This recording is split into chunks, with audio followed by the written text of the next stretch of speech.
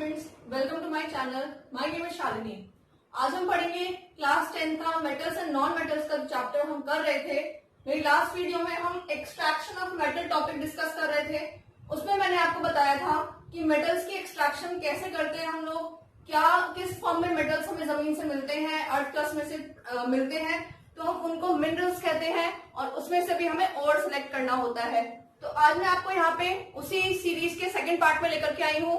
Second part of this video में आज हम डिस्कस करेंगे सम कॉमन ओर्स, कौन से उनके फॉर्मूले हैं, आपको कौन से लर्न करने हैं, बिकॉज आप जो भी बुक पढ़ते हो उसमें बहुत सारे फॉर्मूलेज, बहुत सारे आपको डिफरेंट ओर्स मिलते हैं, बट आपको क्या याद करना है, कितना आपको लर्न करना है and NTSC point of view से कौन से फॉर्मूले आपको आने चाहिए, उनको आज हम डिस्कस करेंगे।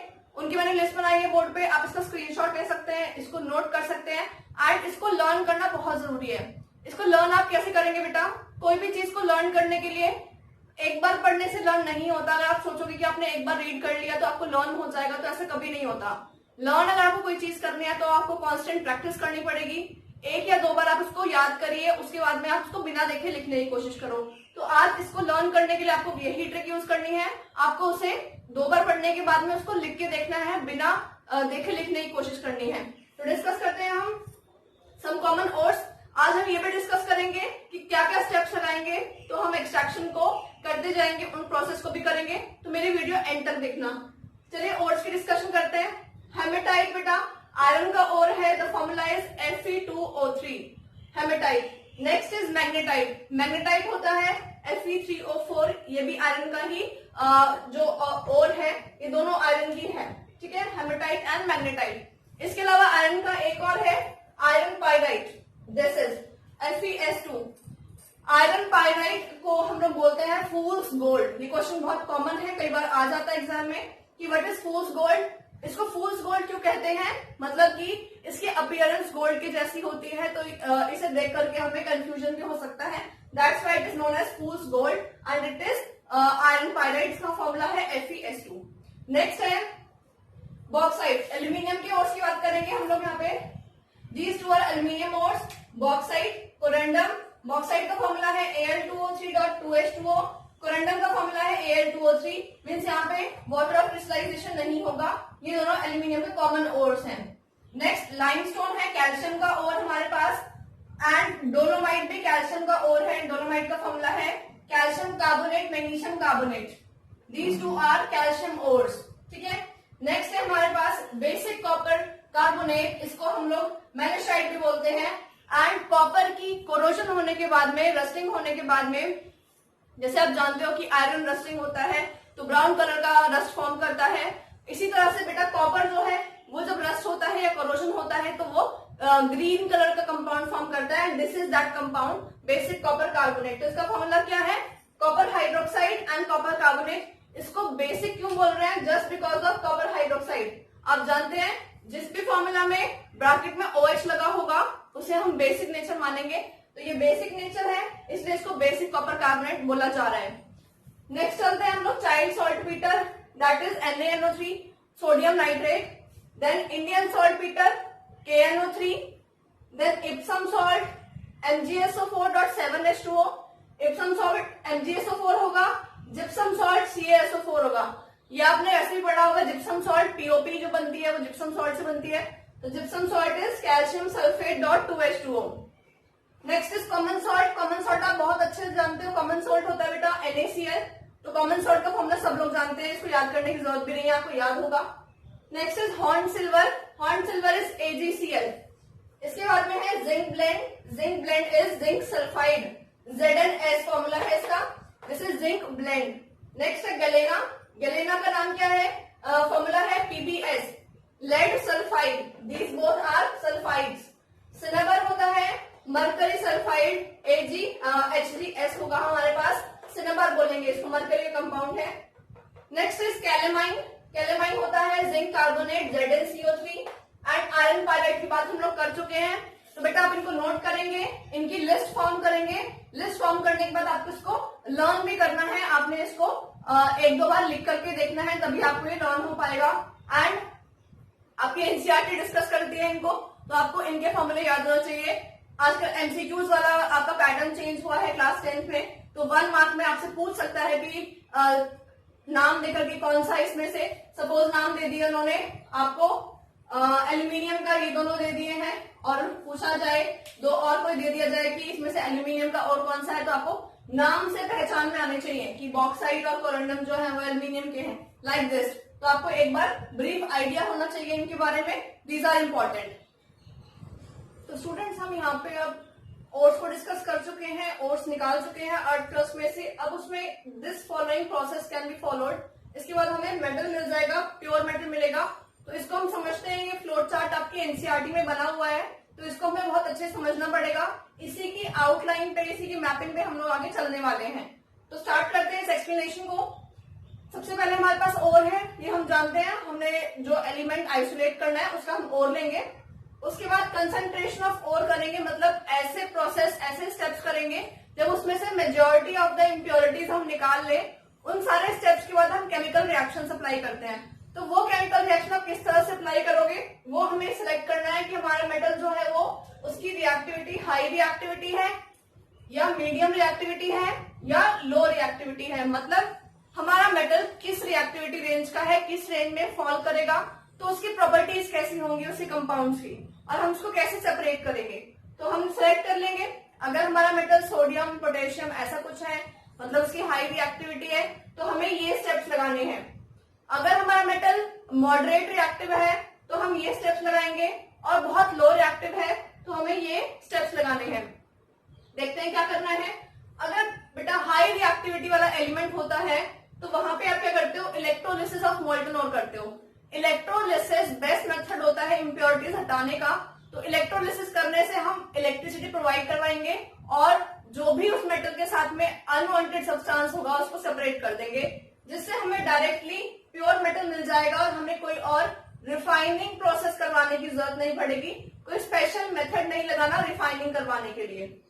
नेक्स्ट है मीडियम रिएक्टिविटी के एलिमेंट्स। यहाँ पे हम क्या करने वाले हैं, देखेंगे कि हमारा मेटल जो है कौन से स्टेट में, कौन से फॉर्म में एग्जिस्ट कर रहा है। अगर उस मेटल ने कार्बोनेट और बनाया है या सल्फाइड और बनाया है तो उसको देखकर प्रोसेस करवाएंगे। हमारे पास ऑक्सीडेशन के दो मेथड्स होते हैं, या तो हम कैल्सिनेशन करवाते हैं या हम रोस्टिंग करवाते हैं। तो कैल्सिनेशन अगर करवाएंगे जब कार्बोनेट और होगा, रोस्टिंग करवाएंगे अगर सल्फाइड और होगा, तो हम देख लेंगे और फिर सिलेक्ट करेंगे मेथड। इन दोनों मेथड के बाद हमें क्या मिलेगा, ऑक्साइड मिलेगा। ऑक्साइड हमें मेटल का ऑक्साइड मिलने वाला है। फिर मेटल के ऑक्साइड के बाद हम लोग क्या करेंगे, रिडक्शन करेंगे उसकी। मींस उस मेटल में जो ऑक्साइड हमने लगाया है, इस मेथड का बेसिक एम ये है कि कार्बोनेट से हमें ऑक्साइड में कन्वर्ट करना है और सल्फाइड से हमें ऑक्साइड में कन्वर्ट करना है। बेसिक रिक्वायरमेंट है कन्वर्जन ऑफ कार्बोनेट या सल्फाइड इनटू ऑक्साइड। ठीक है, इसके बाद में हमें क्या करना है, हमें ऑक्साइड में कन्वर्ट करने के बाद उसको रिडक्शन करवानी है और ऑक्साइड को, ऑक्सीजन को हटाना है, मतलब रिमूवल ऑफ ऑक्सीजन करनी है। उसे क्या बोलेंगे, हमें रिडक्शन प्रोसेस उसको बोलेंगे। अब आपका क्वेश्चन ये होगा, मैम जब रिडक्शन ही करवाना था, ऑक्सीजन हटाना ही था, तो ऑक्सीजन लगवाया क्यों? ठीक है, ऑक्सीजन हमने क्यों लगवाया, तो उसका आंसर मैं आपको देती हूँ। क्योंकि कार्बोनेट लगा हुआ अगर है, सल्फाइड लगा हुआ अगर है, सल्फाइड के अलावा बहुत सारी और चीजें हैं लाइक सल्फाइट, और आप कह सकते हैं कि बहुत सारी मेथड्स कह सकते हैं हम लोग की डिफरेंट चीजें अगर लगी हुई हैं, ठीक है, अगर वो सारी चीजें हैं तो उनको हटाने के लिए उसको प्रोसेसिंग करना डिफिकल्ट रहता है। बट अगर ऑक्सीजन लगा हुआ है तो उसको हटाना बहुत आसान है।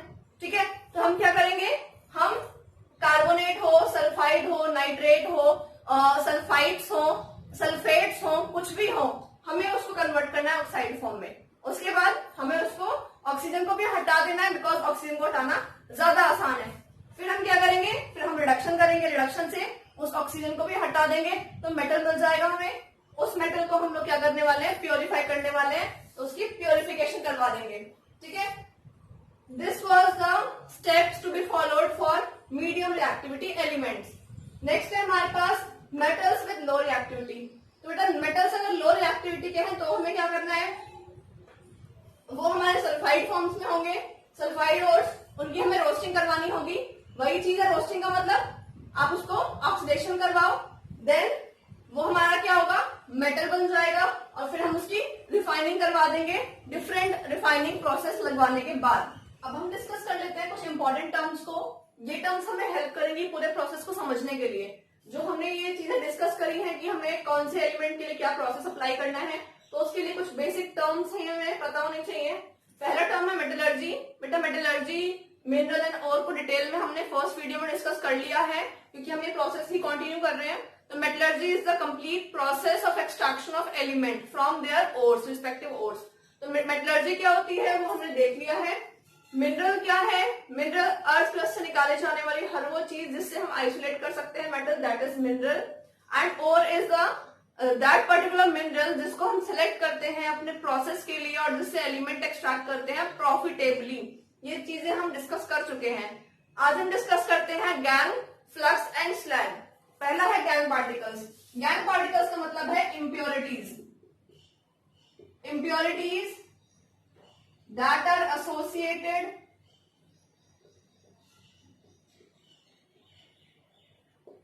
associated with or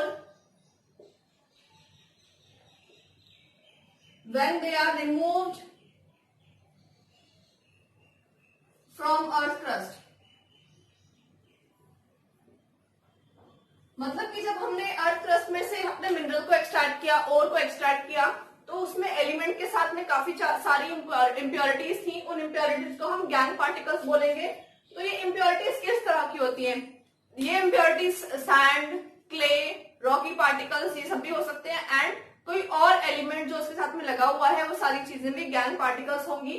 तो हम लिख देते हैं गैंग पार्टिकल्स के example: sand particles, silt particles, clay particles and Rocky particles. और इसके साथ में ही कुछ रॉकी पार्टिकल्स के साथ में ही कुछ ऐसे एलिमेंट्स जो इनके ही ग्रुप में आते हैं। जैसे हम बात कर रहे हैं नाइट्रोजन की या फिर हम बात करें कैल्शियम की, तो कैल्शियम के ग्रुप में आने वाले और भी एलिमेंट जो उसी की तरह की प्रॉपर्टी शो करते हैं, अगर वो इसके साथ में एसोसिएटेड है तो वो भी हमारे लिए इम्प्योरिटी है। तो अदर एलिमेंट्स जो हमारे काम के नहीं है उस जगह पे, वो अदर एलिमेंट्स भी हमारे लिए गैंग पार्टिकल्स होंगे। आगे चलते हैं। आगे हम डिस्कस करेंगे अभी फ्लक्स। तो बेटा फ्लक्स क्या होता है? फ्लक्स एक ऐसा केमिकल होता है जो केमिकल हम रिएक्शन के टाइम पे ऐड करवाते हैं ताकि वो गैंग पार्टिकल से रिएक्ट कर सके और उसे बाहर ला सके। अगर हमारा गैंग पार्टिकल मतलब इम्प्योरिटी कोई ऐसी चीज है, कोई और एलिमेंट है जिसको हमें निकालना है, तो हम क्या करेंगे? एक फ्लक्स भेजेंगे, एक फ्लक्स जैसी चीज ऐड करेंगे, कंपाउंड ऐड करेंगे जो रिएक्ट कर लेगा गैंग पार्टिकल के साथ में और एक ऐसा सब्सटेंस बन जाएगा जिसे हम अलग कर सकते हैं, जिसको हम स्लैग बोलते हैं। तो flux is basically a chemical compound. ठीक है, तो लिख लेते हैं थर्ड फ्लक्स। फ्लक्स क्या होता है? Flux it is a chemical compound. It is a chemical compound added to remove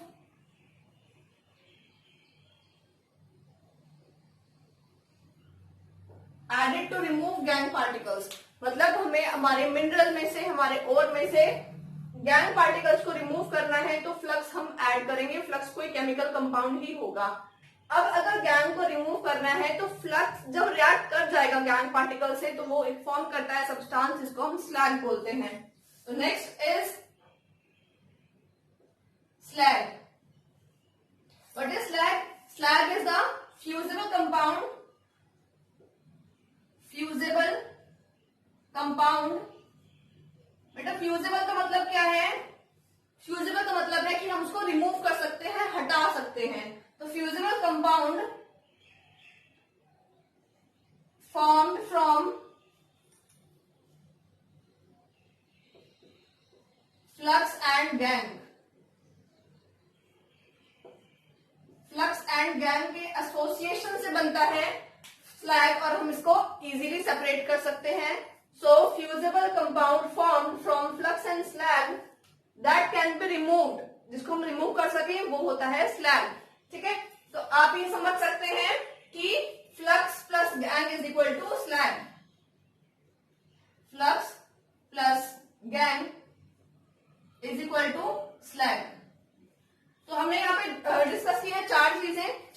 क्या क्या है। हमारे लिए गैंग पार्टिकल्स क्या होते हैं, ये चीजें हम डिस्कस कर चुके थे। गैंग पार्टिकल्स मतलब इम्प्योरिटीज। गैंग पार्टिकल्स को रिमूव करने के लिए जो केमिकल ऐड किया जाए, फ्लक्स। फ्लक्स जब गैंग पार्टिकल से रिएक्ट कर जाएगा तो वो एक फ्यूजेबल कंपाउंड बनाता है जो आसानी से निकाला जा सके, उसे बोलेंगे हम स्लैग। तो इक्वेशन क्या बनी हमारे पास, flux plus gangue is equal to slag. तो आगे हम स्टार्ट करते हैं एक्सट्रैक्शन ऑफ मेटल्स के स्टेप इन डिटेल। अब हम सारे स्टेप्स को जब तक हमने पढ़ा है उनकी डिटेल में डिस्कशन स्टार्ट करेंगे। तो हम इसके प्रॉपर नोट्स बनाते हैं। पहला पॉइंट है हमारा, फर्स्ट स्टेप है माइनिंग ऑफ ओर, मतलब कि ओर को ऑब्टेन करना, माइनिंग ऑफ ओर। तो बेटा आपको बता चुकी हूं मैं कि ओर कहां से ऑब्टेन किया जाता है, ओर अर्थ क्रस्ट में से ऑब्टेन किया जाता है। Ore is obtained from earth crust, ore is obtained from earth crust and उसको मिनरल बोलते हैं। उसके बाद मिनरल में से हमें जो रिक्वायर्ड है उस ओर को सिलेक्ट कर लिया जाता है। Ore is selected from various minerals, as per requirement, कि हमारी रिक्वायरमेंट क्या है, हमारी डिजायरेबिलिटी क्या है, हम किस तरह का मेटल किस फॉर्म में अपने प्रोसेस को करवाना चाहते हैं, या हम कौन सा मेटल चूज करना चाहते हैं, वो हमारी रिक्वायरमेंट है। उसके हिसाब से हम मिनरल को चूज करेंगे कि हम कौन सा प्रोसेस करवाना चाहते हैं। तो ore is obtained from earth crust, ore is selected from various minerals. Number 2, next होता है कि ओर या मिनरल जब भी निकाले जाते हैं अर्थ क्रस्ट में से, तो बताया था मैंने, कभी वो छोटे साइज में नहीं होंगे, हमेशा बड़े लम्प्स के फॉर्म में होंगे। तो हम उसको यूज नहीं कर पाते हैं, उस पर रिएक्शंस नहीं करवा पाते हैं और रिएक्शन फास्ट भी नहीं होती है। तो अब हम क्या करेंगे, अब हम उसको साइज में छोटा करेंगे। तो क्रशिंग करेंगे हम, क्रशिंग ऑफ ओर, ओर का साइज छोटा करेंगे, उसको क्रशिंग करेंगे। क्रशिंग ऑफ ओर में हम क्या कह सकते हैं कि they are present in big lumps and their size is reduced by crushing and grinding. Ores are extracted in big size, बड़े बड़े चट्टान, बड़े बड़े रॉक्स या फिर बड़े बड़े लम्प्स के फॉर्म में हो सकते हैं। तो हमें क्या करना पड़ेगा, हमें ग्राइंड करना पड़ेगा उसको। Ores are extracted in big size,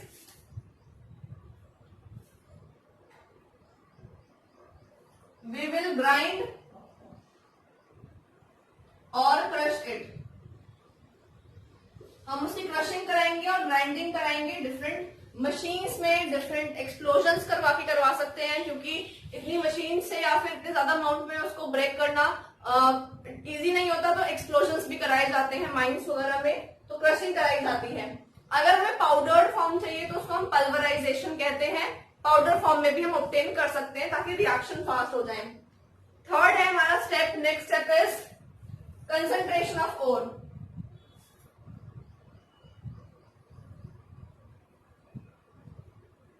concentration of ores, तो ओर की कंसंट्रेशन कैसे करी जाएगी वो हम देख लेते हैं। मतलब जो ओर हमें मिला है उस ओर में से maximum foreign particles, maximum impurities को सेपरेट करना। तो कंसंट्रेशन ऑफ ओर का मतलब है removal of impurities, removal of impurities and preparing for reactions। तो impurities को रिमूव करना एंड रिएक्शन करवाने के लिए ओर को प्रिपेयर करना, उसे हम कहते हैं कंसंट्रेशन ऑफ ओर। तो इसमें बहुत सारे तरीके होते हैं, like hand picking, like magnetic separation use कर सकते हैं, या हम हाइड्रोलिक वॉशिंग करा सकते हैं। मतलब बहुत ज्यादा प्रेशर वाला वाटर उस पर दे सकते हैं हम अपने ओर के ऊपर, और उससे इम्प्योरिटीज सेपरेट हो सकती हैं या वॉश आउट हो सकती हैं। तो ये सब हम कर सकते हैं। नेक्स्ट स्टेप पे चलते हैं। इसके बाद हम केमिकल रिएक्शंस पढ़ेंगे कि हम अब क्या करेंगे, हम ऑक्सीडेशन करवाएंगे। Fourth step is oxidation.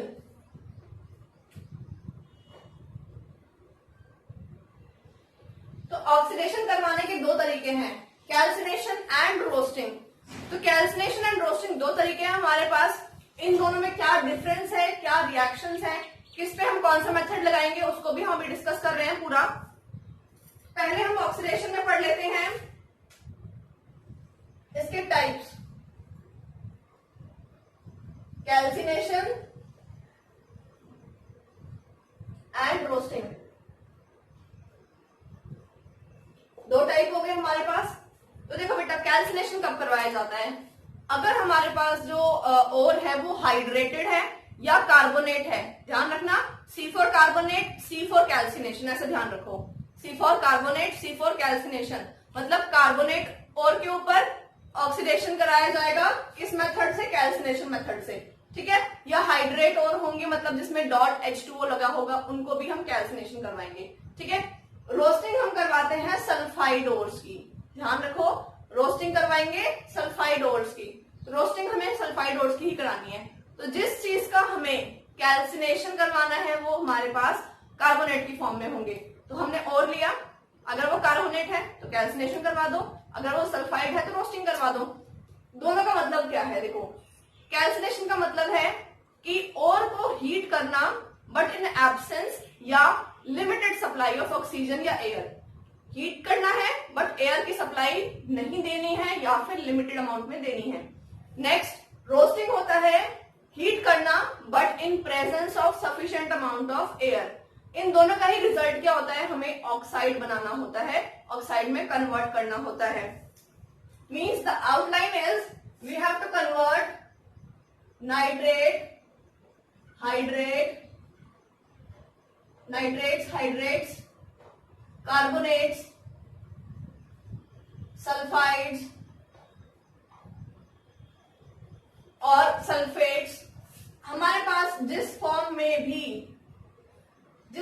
भी ओर होगा, हमें इन सभी को कन्वर्ट करना है इन दोनों मेथड अप्लाई करके ऑक्साइड में। और बाद में जो ऑक्साइड बनेगा वो मेटल और ऑक्सीजन का बॉन्ड होगा उसमें। हम यहाँ पे इसके बाद में रिडक्शन करवाएंगे, ऑक्सीजन को अलग कर देंगे। रिडक्शन में से ऑक्सीजन हटा दो तो क्या बच गया? सिर्फ मेटल बचेगा।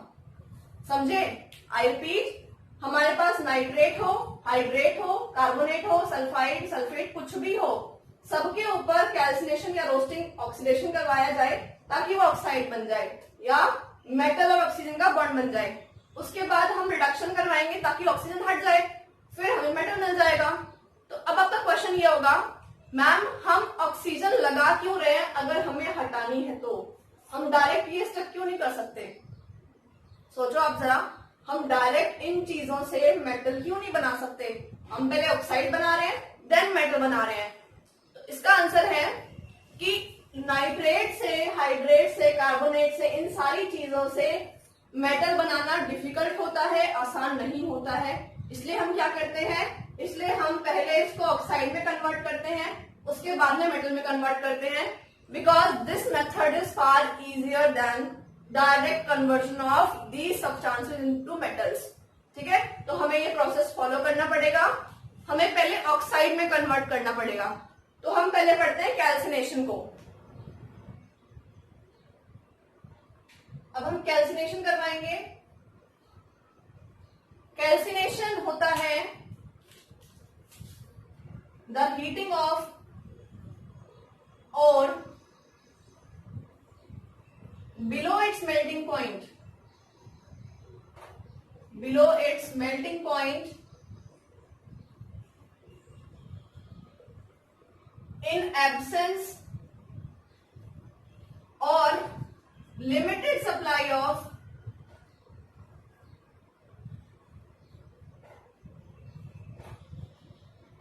एयर या ऑक्सीजन। तो अब कैल्सिनेशन का मतलब क्या है? इसका मतलब है हीटिंग करवाना, और की हीटिंग करवा रहे हैं below its melting point, melting point से कम टेम्परेचर पे, ठीक है, और in absence of air, air की रख रहे हैं हम एब्सेंस। तो तीन चीजें ध्यान रखनी है, पहला हीट करवानी है, दूसरा मेल्टिंग पॉइंट कम होना चाहिए, क्योंकि हमारा मेल्ट नहीं करना है मेटल, हमको हमें मेल्ट नहीं करना है, हमें उसको सिर्फ ऑक्साइड करवाना है, ऑक्साइड बनवाना है। थर्ड पॉइंट इज एब्सेंस रखनी है एयर की, एयर को प्रेजेंट नहीं रखना है, अगर है भी तो लिमिटेड सप्लाई रखोगे एयर की, ठीक है। This is calcination. अब बताया मैंने आपको, इसको हम कहां अप्लाई करते हैं, we apply this on carbonate ore and hydrate ore. तो मैं एग्जांपल ले लेती हूँ एक आपके सामने, कार्बोनेट ओर का और एक हाइड्रेट ओर का। हाइड्रेट का हम एग्जांपल ले सकते हैं बॉक्साइट। बॉक्साइट का फॉर्मूला आप जानते हो, Al2O3.2H2O, मैंने अभी बताया था। This is bauxite. तो बॉक्साइट को हम हीट करेंगे एयर की एब्सेंस में, ठीक है। तो हमें क्या मिल जाएगा, Al2O3 और 2H2O रिमूव हो जाएगा, ठीक है। We will get Al2O3 and 2H2O will be separated. हमें यहाँ पे एल्यूमिनियम का ऑक्साइड मिल गया। सेकेंड है, दिस इज हाइड्रेट ओर बेटा। नेक्स्ट है और कार्बोनेट ओर। कार्बोनेट ओर में एग्जांपल लेते हैं लाइमस्टोन का। लाइमस्टोन या एग्जांपल ले लेते हैं हम लोग कैलेमाइन। कैलेमाइन क्या होता है, जिंक कार्बोनेट, और लाइमस्टोन कैल्शियम कार्बोनेट। सेम यही चीज करवा रहे हैं, हीट करेंगे, क्या मिलेगा आप जानते हो, कैल्शियम कार्बोनेट लाइमस्टोन को हीट करते हैं हाई टेम्परेचर पे तो क्या मिलता है, calcium oxide plus CO2। And calamine के साथ क्या मिलेगा, जिंक ऑक्साइड प्लस CO2। तो हमें तीनों जगह क्या मिला, what are these species, these are metal oxides. हमने कार्बोनेट को या हाइड्रेट को कन्वर्ट कर दिया ऑक्साइड में, तो हमें क्या मिल गया है, ऑक्साइड स्पीशीज मिल गई है। तो हमारा एम यही था, इन सबको कन्वर्ट करवाना था ऑक्साइड में। तो अब हम इसका रिडक्शन करेंगे बाद में, पहले हम डिस्कस करते हैं रोस्टिंग को। तो ये था कैल्सिनेशन। कैल्सिनेशन को नंबर दे दीजिए, पार्ट ए कर दीजिए। बी पार्ट पे चलते हैं, रोस्टिंग पे चलते हैं कि रोस्टिंग क्या होती है। तो रोस्टिंग सेम है, यही चीज है, यही करवाना है, बट हमें वहां पे एयर की प्रेजेंस रखनी है। तो B part is roasting. Write the definition, the heating of ore below its melting point in presence of air, in presence of oxygen. तो नोट कर लेते हैं, the heating of ore below its boiling point, below its melting point in presence of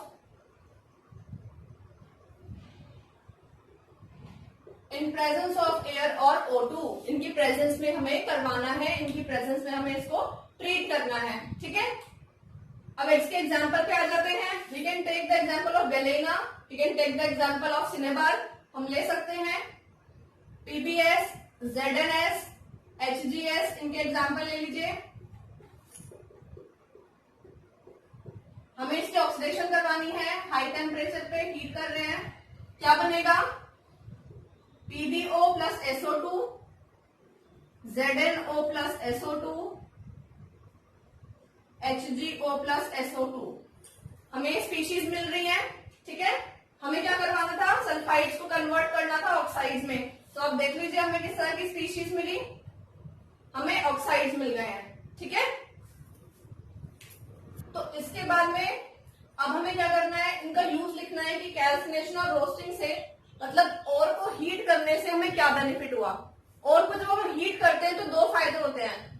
अगर कोई volatile impurity रहती है, volatile impurity मतलब ऐसी इम्प्योरिटी जो इवेपोरेट हो जाए हीट करने पर, लाइक कुछ और पार्टिकल्स हैं जो हाई टेम्परेचर पे इवेपोरेट हो जाए, एस्केप हो जाए, हमारे ओर में से चले जाएं बाहर, तो उनको बोलते हैं वोलेटाइल इम्प्योरिटीज। तो हाई टेम्परेचर पे वोलेटाइल इम्प्योरिटीज चली जाती हैं, एस्केप कर जाती हैं। तो एक रोल यही होता है कि काफी सारी इम्प्योरिटीज हाई टेम्परेचर पे हीट करने से इन फॉर्म ऑफ गैसेस निकल जाती हैं। दूसरी बात, जब हम हीट करते हैं हाई टेम्परेचर पे तो हमारा जो ओर है वो सॉफ्ट हो जाता है, स्पॉन्जी हो जाता है। सॉफ्ट और स्पॉन्जी होने से पोरस हो जाता है, वो पोरस का मतलब है कि उसके अंदर रिएक्शन करवाने के लिए सरफेस एरिया बढ़ जाएगा, तो रिएक्शन थोड़ी फास्ट हो पाएगी, उसे हम बोलते हैं पोरस होना या ओर का सॉफ्ट हो जाना। तो बेनिफिट्स क्या है इसके? What are the benefits of calcination and roasting? Write down benefits of calcination and roasting.